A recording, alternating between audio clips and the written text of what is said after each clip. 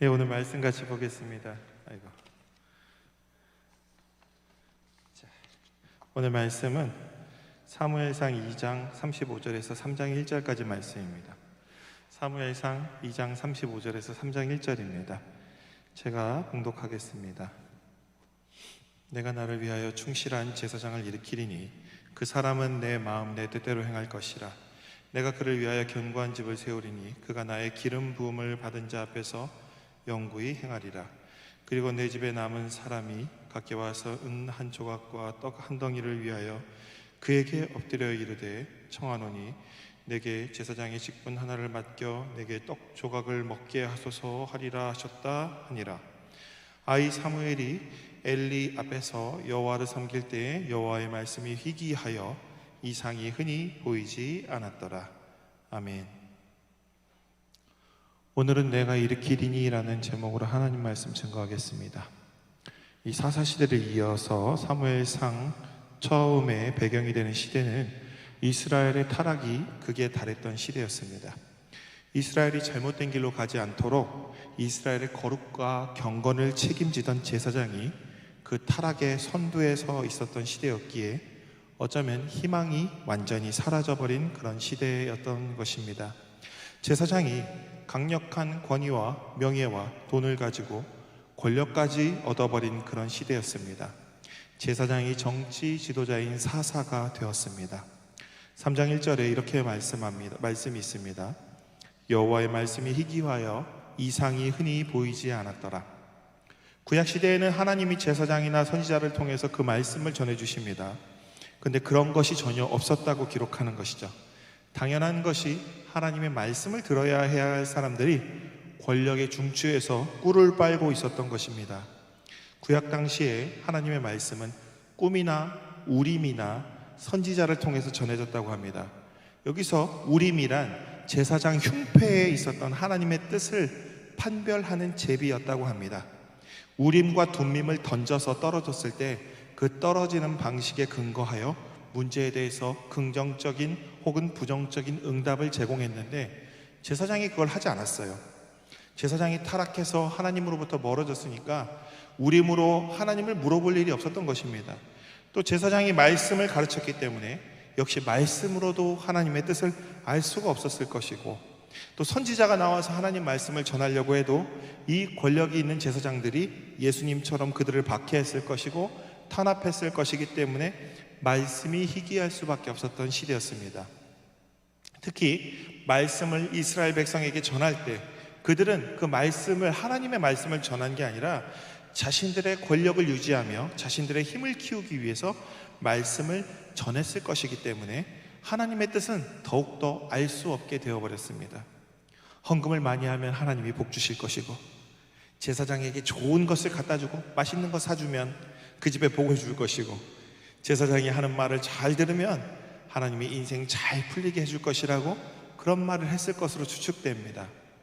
처음에는 그런 마음이 아니었을 거예요. 사람들을 위로하고 그들에게 살아갈 힘을 주고 희망과 소망을 주기 위해서 시작한 것이 점점 그렇게 변질되었다는 것입니다.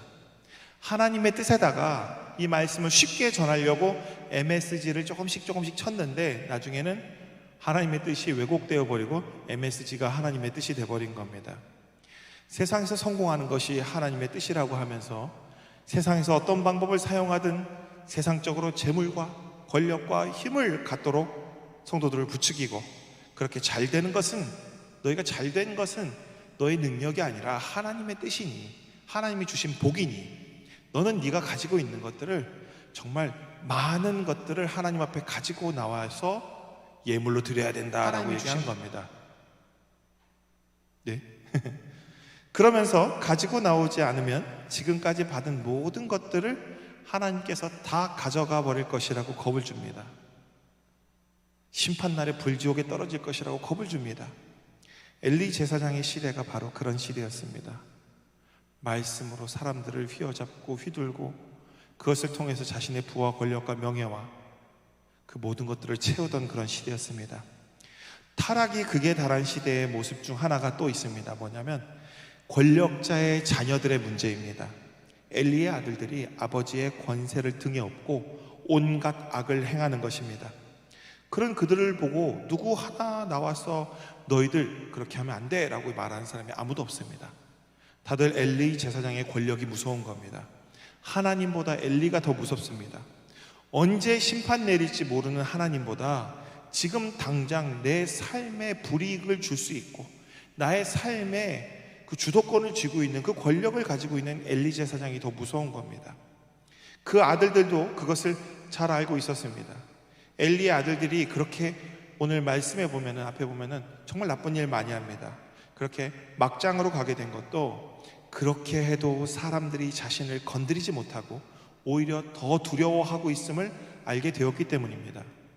어릴 적부터 그들은 그 권력의 맛을 본 것입니다. 그러니 어른이 되어서 막 자기 마음대로 하는 겁니다. 아직도 회자되고 있는 우리는 땅콩 회항 사건을 기억하죠. 또 초등학생밖에 안 된 아이가 운전기사인 어른에게 반말을 하고, 우리 또 학원에서 일하는 친구들은 자주 보죠. 혹시 학원에서 알바 해보신 적 있으십니까? 네. 애들이 학생들이 선생님한테 뭐라고 얘기하는지 아십니까? 선생님 잘리기 싫으면은 지금 여기서 나한테 이렇게 하면 안 돼요 라고 이야기하죠. 그런 얘기 들어보셨습니까? 혹시 여러분들이 그런 분들은 아니셨겠죠? 네. 예전에 저한테 그런 아이가 한 명 있었어요. 선생님 잘리고 싶어요? 그랬더니 제가 바로 그 아이 일으켜 세우고 니네 엄마 이름이 뭐야? 라고 물어봤습니다. 니네 집은 그딴 식으로 교육을 시키니? 제가 그때 좀 겁이 없었어요. 왜냐하면 그 학원에서 받는 돈이 작아가지고 당장 그만두고 싶었었거든요. 그래서 애를 한 30분 동안 세워놓고 가정교육에 대해서 30분을 설교를 했습니다. 얼마나 듣기 싫었겠어요. 근데 그 다음 날부터 열심히 잘하더라고요. 그러니까 걔가 왜 그랬냐면 몰랐던 거예요. 그래도 되는 줄 알았어요. 그런 아이들 가끔 있습니다. 몰랐던 아이들. 어쨌든 모르든 알든 나쁜 건 나쁘다고 얘기해줘야 됩니다. 그래서 선생님을 잘리게 하겠다고. 근데 이게 먹힐까요? 안 먹힐까요? 안 먹힐 것 같죠? 먹힙니다. 실제로 원장들 중에 부모 눈치를 엄청 보는 원장 밑에 있으면은 다음 주에 나가야 될 수도 있습니다. 그리고 또 사람을 죽여놓고 권력으로 돈으로 입을 막거나 사람의 가슴에 씻을 수 없는 상처를 주고도 부모님의 힘을 빌어서 자신은 멀쩡하게 편하게 잘 살면서 오히려 페이스북에다가 자기들 잘 살고 있는 모습들을 사진 찍어 올리는 것들, 자기 기분을 나쁘게 했다고. 이건 제가 실제 들은 이야기입니다. 길 가다가 누가 자기를 기분 나쁘게 했다고 사람을 차에 치어서 수십 미터를 끌고 갔다고 합니다. 그리고 차에 치인 사람은 하반신 마비가 되었다고 해요. 근데 그 친구가 하는 말이 아버지가 합의금 주고 해결했다고 합니다. 그리고 그때 자기가 받은 벌은 뭔지 아십니까? 일주일간 외출 금지였다고 합니다. 한 사람이 인생을 망쳐놓고 돈 1억 주고 합의 본 다음에 자기는 일주일 동안 외출 금지였습니다. 여러분들이 이런 악한 권력자가 되지 않기를 기원합니다. 하나님이 가만히 안 놔두실 겁니다. 그래서 그 아이가 하는 말이 뭐였냐면은 내가 얼마나 대단한 집안의 아들인지 자랑하는 것이었습니다. 지금 이 시대에 온 나라가 난리도 아닙니다. 나열하면 끝이 없죠. 요즘은 수저 이야기 잘 안 하지만 옛날 이야기처럼 수저 이야기가 들리지만 타락한 사회의 특징은 뭔지 아십니까? 혈연으로 권력과 부가 이어지는 겁니다. 혈연으로 권력과 부가 이어지는 사회가 타락하게 됩니다. 왜냐하면 그 사회가 바로 사람들이 각자 소견에 옳은 대로 행동하게 만드는 사회이기 때문입니다. 하나님이 내 미래를 책임지는 것이 아니라 내 혈연과 그 지연과 그 모든 것들, 그런 것들이 하나님이 아닌 다른 것이 내 미래를 책임진다고 우리들이 생각하기 때문에 사람들은 하나님보다 내 미래를 책임져줄 그 사람들에게 나의 모든 것을 바치게 됩니다.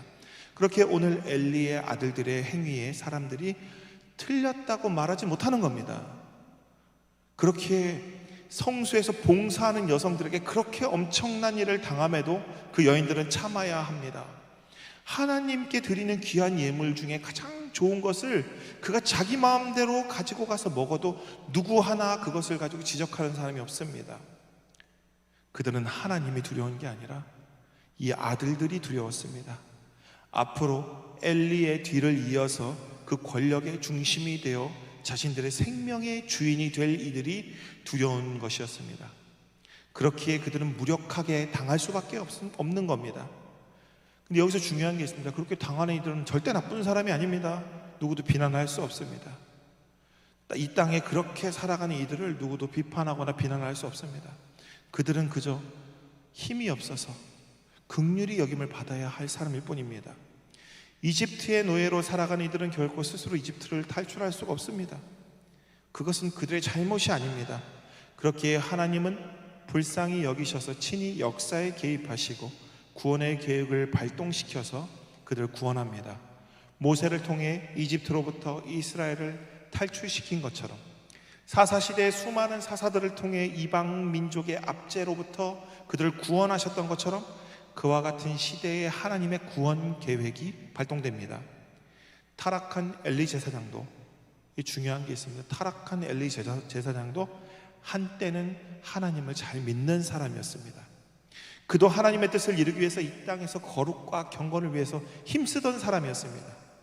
미가의 집 제사장과 같이 아주 작은 공동체로부터 시작해서 하나님의 은혜 가운데 큰 부흥을 경험하고 점점 그 공동체의 규모가 커지면서 그의 삶의 대우도 달라지고 연봉도 달라지고 권한도 달라지고 할 수 있는 일들이 더 많아졌던 것입니다. 천막에서 시작한 개척 성전이었는데 수만 명이 모이는 대형 성전으로 부흥했을 것입니다. 솔로몬도 그랬습니다. 처음에는 겸손했습니다.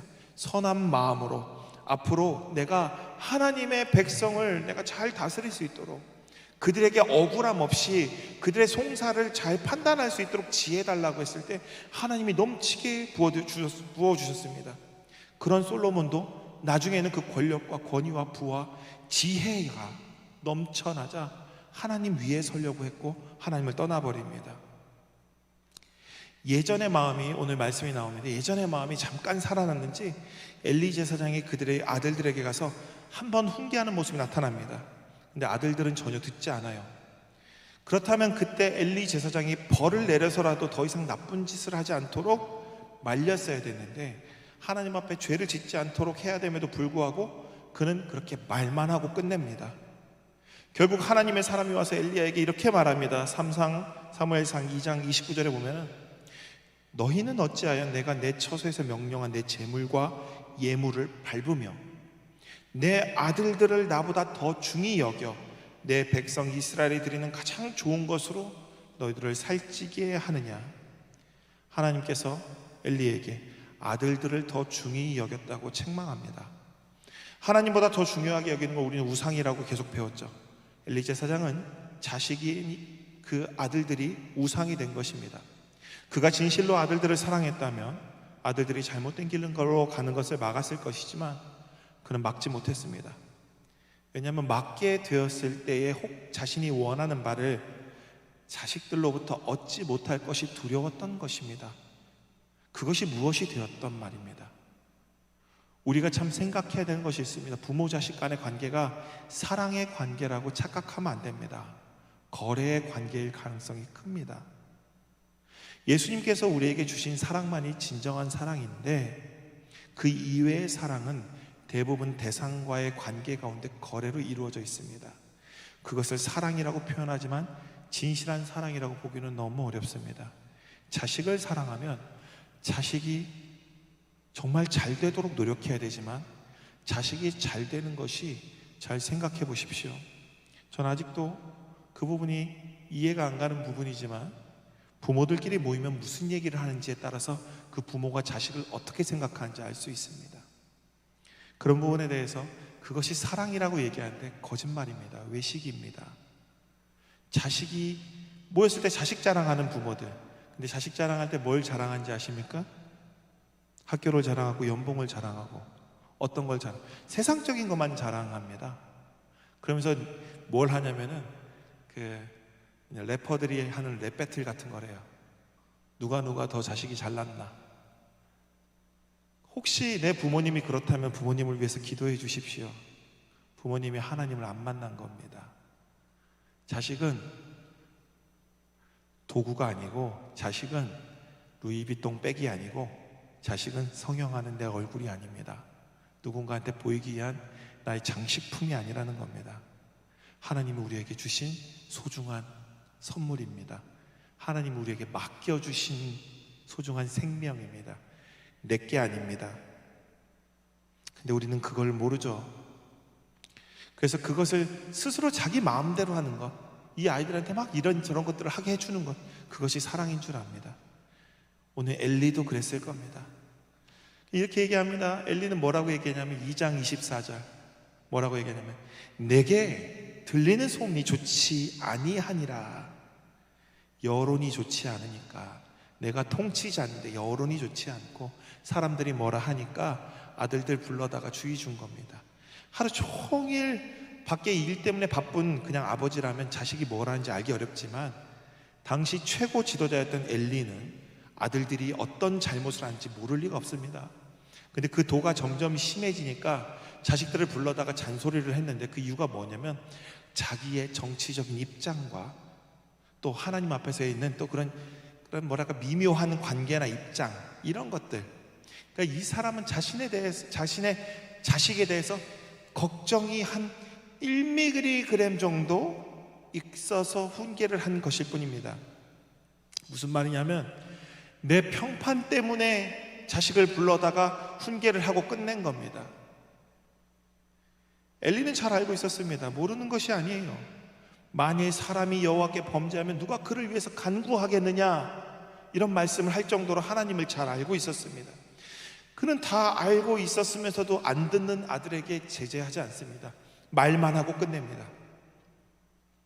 엘리도 늙었고 이제 힘이 빠졌고 대부분의 권한과 권력이, 그 힘들이 아들들에게 많이 이동해 있었음을 우리가 여기서 또 추측해 볼 수가 있죠. 잘하면 되돌리기에는 너무 늦었을 상황일 수도 있습니다. 이런 상황 가운데 계속 엘리 집에 대한 심판의 플래그들이 자꾸 섭니다. 사무엘이 태어나고 사무엘로부터 시작될 새로운 시대에 대한 희망적인 메시지가 계속 등장하기 시작합니다. 사무엘의 어머니인 한나가 이렇게 기도하는데 마지막에 이런 내용이 나옵니다. 사무엘상 2장 10절에 보면 여호와를 대적하는 자는 산산이 깨어짐이라. 하늘에서 우레로 그들을 치시리로다. 여호와께서 땅끝까지 심판을 내리시고 자기 왕에게 힘을 주시며 자기의 기름 부음 받은 자들의 뿔을 높이시리로다 하니라. 여기서 대적하는 자를 심판한다고 합니다. 곧 엘리의 집은 이제 심판받을 것이고 자기 왕에게 힘을 주시며, 이 말씀은 앞으로 하나님의 세움을 받은 새로운 충성된 왕이 세워질 것을 예언하는 말씀입니다. 이 바로 다음에 또 뭐가 나오냐면 엘리의 아들들의 악한 행실들이 따라 나옵니다. 바로 한나의 서원대로 사무엘은 어린 시절부터 하나님 앞에 성전에서 섬기는 일을 합니다. 2장 18절에 보면은 사무엘이 세마포 옷을 입었다고 합니다. 2장 18절에 그 사무엘이 세마포 옷을 입고 성전의 일을 했는데, 여기서 보면은 이는 앞으로 그가 제사장이나 성물을 다루는, 이 세마포 옷이 제사장이나 성물을 다루는 사람들의 옷인데 앞으로 사무엘이 하나님 앞에 제사장으로 설 것을 예상할 수 있게 해주는 그런 부분입니다. 또 한나가 하나님 앞에 서원을 지키고 하나님 앞에 온전히 예배드리기를 그치지 않았을 때 하나님께서 한나에게 복을 주셔서 세 아들과 두 딸을 더 주십니다. 이는 하나님 뜻에 순종하고 그 거룩성을 지키는 자에게 하나님이 인도하여 주시고 복을 주실 것이라는 약속의 말씀이 포함되어 있는 것입니다. 그리고 바로 뒤를 이어서 또 뭐가 나오냐면 엘리 아들들의 악행이 나옵니다. 이는 대조적으로 하나님께서 이제 엘리의 집을 떠났고 이제 엘리의 집을 속히 심판할 것이라는 예언이 담겨있는 말씀입니다. 이제 그 다음에 이어지는 사건이 바로 하나님의 사람이 엘리에게 와서 엘리의 집에 임할 심판을 선고하는 오늘 말씀 내용입니다.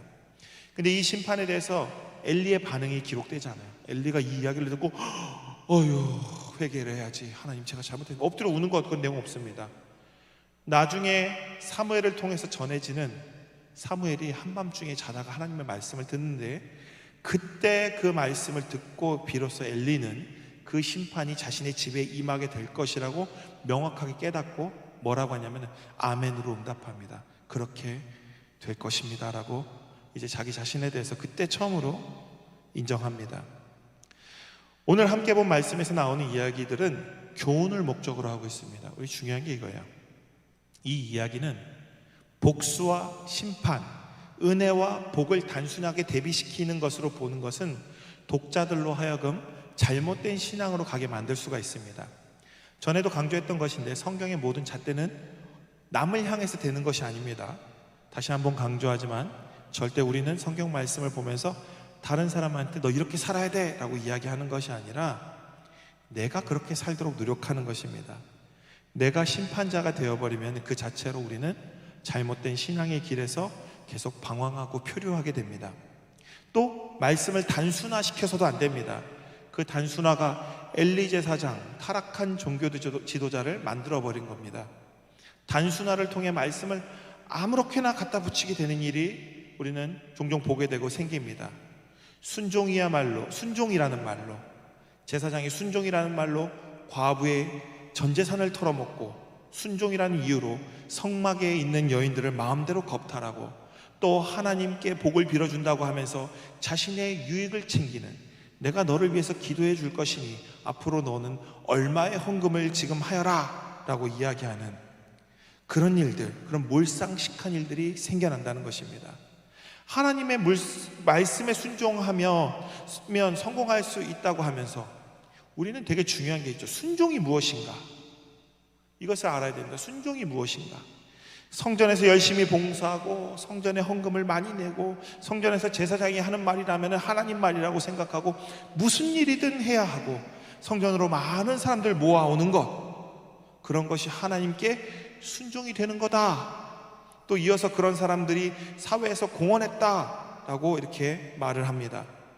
이 말이 정말 악한 말입니다.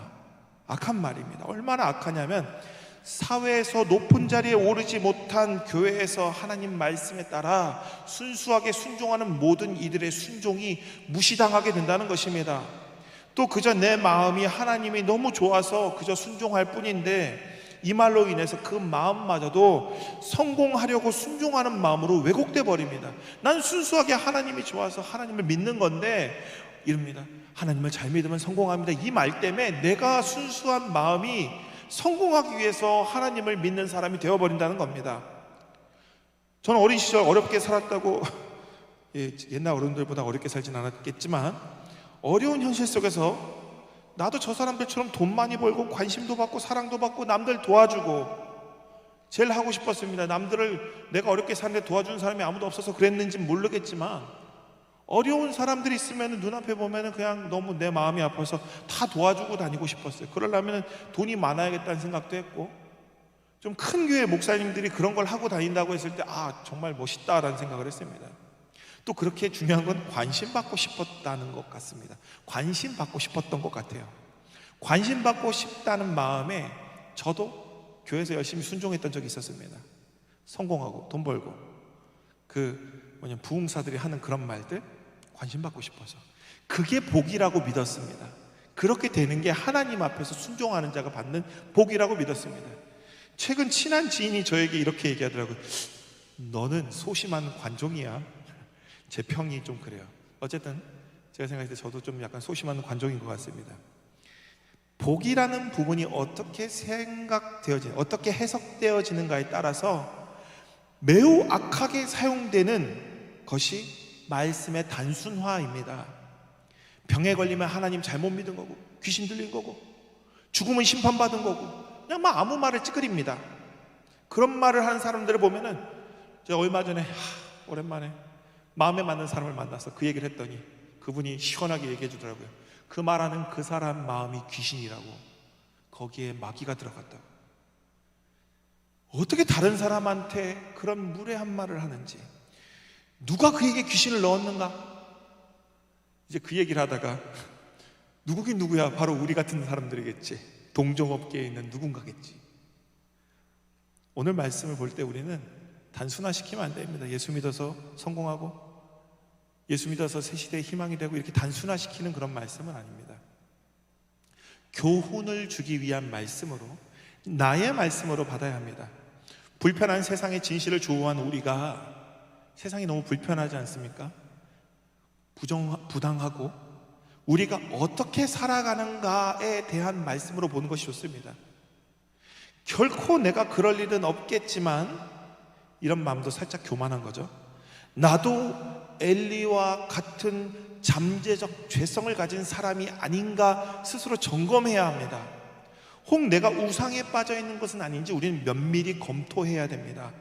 우리가 세상에서 가진 게 없어서 단지 악하지 않을 뿐이지 엘리 제사장과 같은 자리에 있다면 엘리만큼 아니면 엘리보다 더 악해질 수 있다는 것을 우리는 스스로 점검해서 나는 어떤 사람인지 계속 상기시켜야 됩니다. 내가 LH공사 직원이 아닌 것이 불공평한 것이지, 내가 LH 직원이었다면 나도 꿀 빨고 기뻐하면서 앞으로 내 인생 정말 대박이야 라고 생각하고 있었던 것은 아닐까. 내 자신을 점검하라는 것입니다. 속으로든 겉으로든 사람들과 이야기하면서 나도 그 자리에 있었으면 나도 당연히 그렇게 했지, 안 하는 사람이 바보 아니야? 라고 공감하고 있다면 우리가 바로 엘리 제사장이라는 겁니다. 우리는 우리가 욕하는 모든 사람들과 마찬가지인 사람인 것입니다. 그저 힘이 없어서 당할 뿐이라고 생각하는 그런 사람은 역시 하나님의 자녀가 아니라 그도 세상 자녀일 뿐입니다. 그 세상의 자녀들에게 오늘 말씀은 경고합니다. 결국 너희는 심판받을 것이다. 가져서 괴로울 것이고, 남들 가진 것 보고 배 아파서 괴로울 것이고, 빼앗길까봐 괴로울 것이고, 이외에 끝없는 괴로움이 너의 인생을 좀먹다가 마지막에 너희들이 그렇게 바라고 원하는 것들 다 이루어놓고 나서 죽을 때 빈손으로 하나님 앞에 갈 것이다. 그러면 마지막 날 하나님 앞에서 너는 너 자신을 뭐라고 변호할 것이냐 묻는 겁니다. 그럼 마지막 날 뭐라고 할까요? 실제로 엘리 제사장 진짜 오래 살았습니다. 엘리 제사장은 이 시대에 98세까지 살았어요. 40년간 사사 노릇을 했습니다. 안 죽은 게 이상한 나이에 그는 그 당시에 그 전쟁에서 지고 언약궤를 빼앗기고 아들들이 다 죽었다는 소식을 듣고 충격을 받아서 뒤로 넘어갑니다. 근데 그 뒤로 넘어갈 때 목이 부러져서 죽는데 그 자식들도 전쟁터에서 다 죽고 법궤도 빼앗기고 뭔가 성경에서 대단히 비참한 심판인 것처럼 기록합니다. 근데 그렇지 않습니다. 우리가 자꾸 이런 거를 단순화시켜서 봐라 하나님을 안 믿으니까 봐라 마지막에 보니까 이렇게 비참하게 죽지. 나라면 40년 동안 그렇게 떵떵거리고 살다가 98세에 아프지도 않고 순식간에 그 자리에서 즉사하는 거라면 상당히 복받은 삶이라고 생각되지 않습니까? 제가 좀 생각을 이상하게 하나요? 그 사람이 행한 일로 지금까지 고통받은 사람들의 고통에 비하면 전혀 비참하지가 않습니다. 전혀 비참하지가 않아요. 그의 인생의 심판은 오히려 심판이 아니라 복받은 겁니다.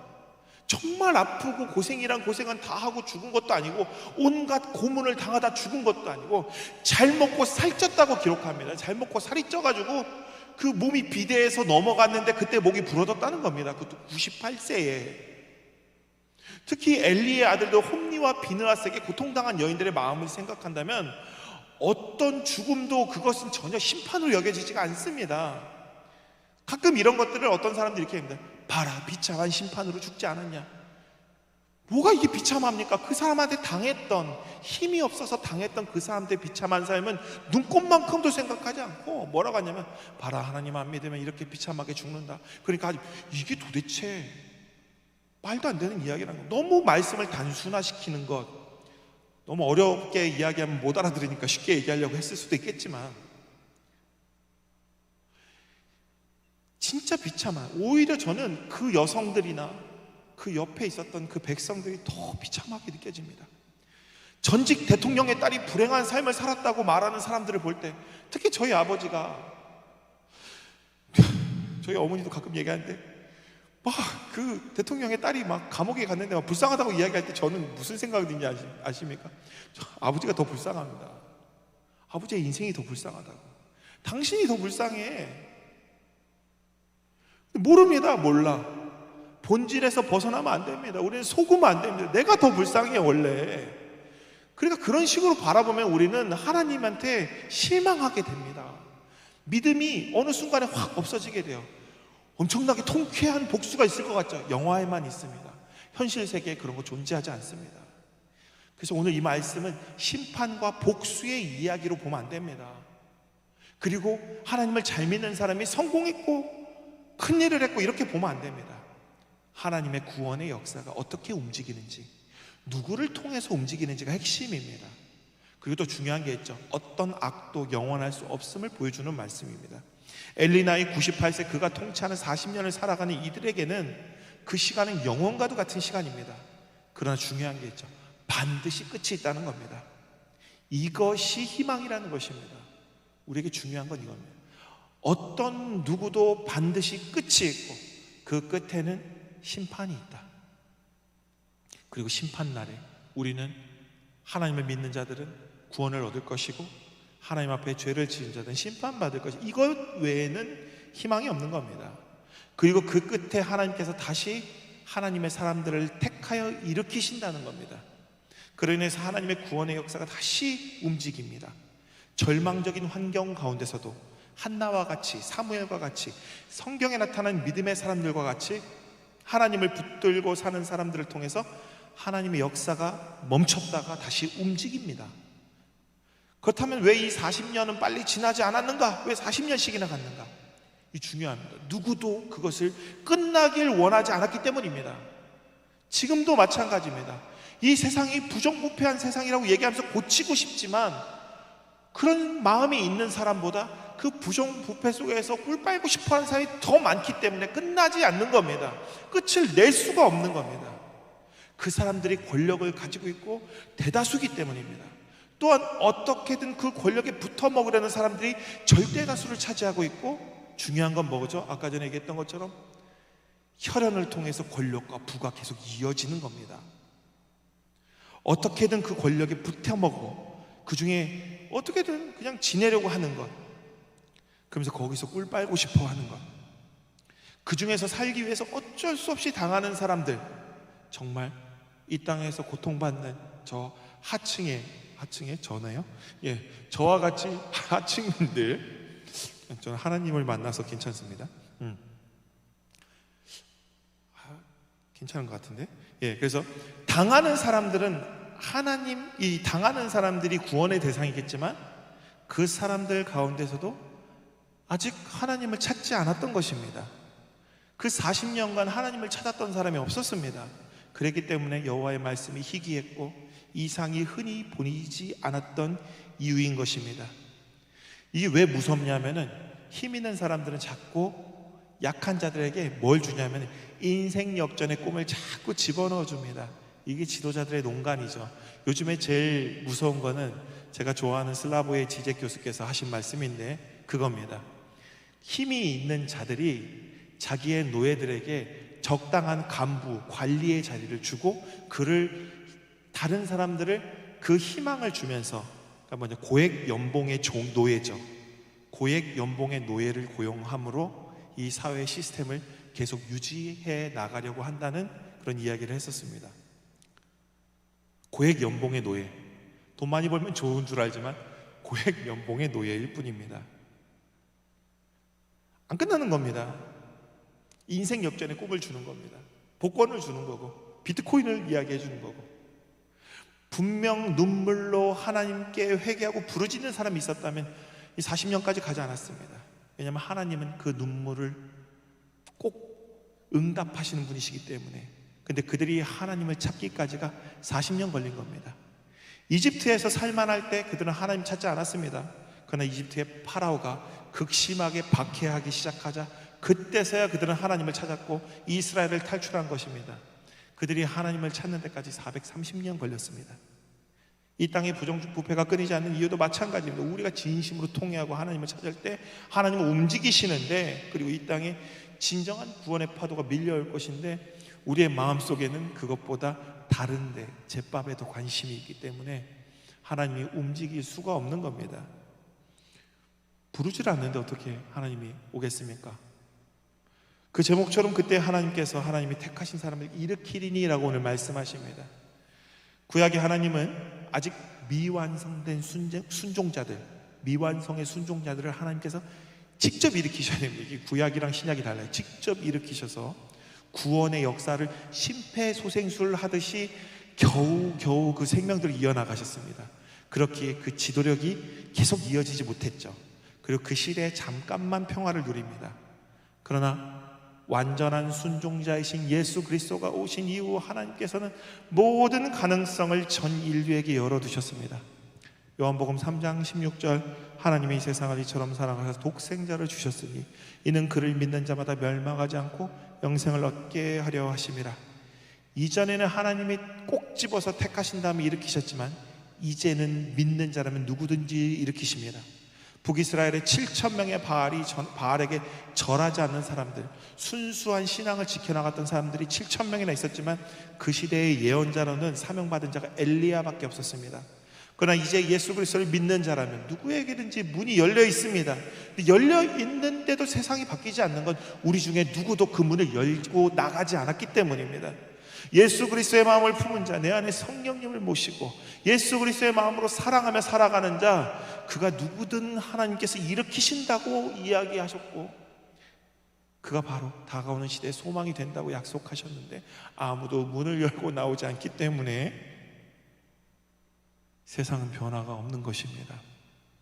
그렇지만 저는 이미 누군가가 문을 이미 열고 나온 사람이, 내가 모르지만 나만 모를 뿐이지, 우리가 모를 뿐이지, 우리 안에도 벌써 문을 열고 나온 분이 있을 줄 압니다. 믿음으로 벌써 문을 열고 여러분들을 일으키기 위해서 하나님이 벌써 쳇바퀴를 막 돌리고 계십니다. 역사의 수레바퀴를 멈춘 그 메리고 어라운드 아닌가요? 회전목마가 돌고 있습니다. 그래서 바로 저는 그가 다가오는 시대의 소망이면 여러분이 엘리의 시대처럼 이 공사 다 망한 앞으로 기독교 포비아가 눈앞에 둔, 저는 그래서 이거 뭐냐면 이 인권법이 빨리 통과돼야 되는데 기독교 포비아가 우리 눈앞에 있습니다. 기독교 포비아 무슨 말인지 아십니까? 기독교 혐오가 우리 눈앞에 와 있습니다. 세상 사람들이 이제 교회 다니는 사람을 조만간 혐오할 것 같습니다. 그런 기독교 포비아가 우리 눈앞에 와 있는 이때에 이 시대에 신앙생활 하겠다고 여기 앉아있는, 그리고 이렇게 길고 긴 잔소리를 듣고 있는, 말씀을 듣고 있는 여러분들이 저는 이 시대의 거룩한 소망의 씨앗이라고 믿습니다. 참 순종자로 예수 그리스도의 뒤를 이어 예수님처럼 하나님 나라를, 예수님처럼 움직이는 하나님 나라가 될 가능성을 품은 이 시대의 진정한 소망이 바로 여러분들이라고 믿습니다. 내일부터 고난주간입니다. 너무 익숙하죠? 이 성탄절 좀 지겹지 않습니까? 몇 번째 성탄절을 맞이하셨습니까? 저 이제 43번째 성탄절인데 여러분들 어때요? 한 24번? 하여튼 30번째쯤 되면은 또 성탄절이네, 또 혼자 보내겠네. 한 20살까지는 성탄절이 두근거리는데 한 30번 넘어가기 시작하면, 계란 한 판 지나기 시작하면 좀 그런 감동이 없는 것 같아요. 고난주간과 부활절도 그렇죠.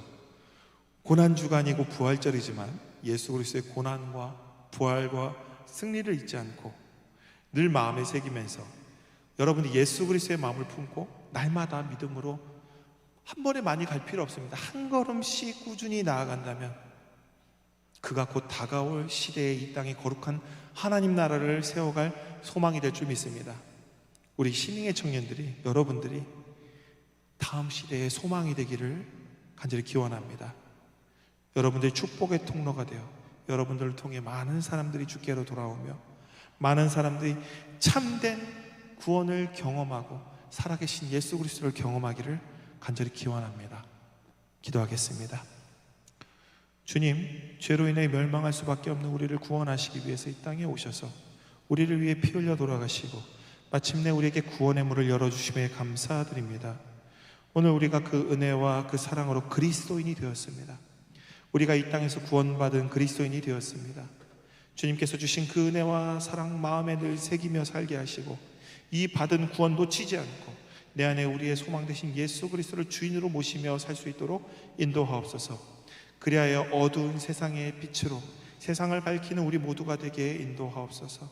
세상의 어둠을 탓하는 자가 아니라 그 어둠을 긍휼히 여기며 그들을 빛으로 인도하는 예수 그리스도의 마음 갖게 하옵소서. 그 마음 갖고 다가오는 시대의 빛으로, 소금으로, 소망으로 그 역할 감당하는 주님의 제자들을 다 되게 인도하옵소서. 한 주간도 주님 인도하여 주시고 그 어떤 상황 가운데서도 믿음으로 상황을 넉넉히 이겨나가며 많은 사람들 앞에 살아있는 예수 그리스도를 증거하는 우리 청년들 될 수 있도록 인도하옵소서. 주께서 붙들어 주시며 싸우며 우리 주 예수 그리스도의 이름으로 기도드립니다. 아멘.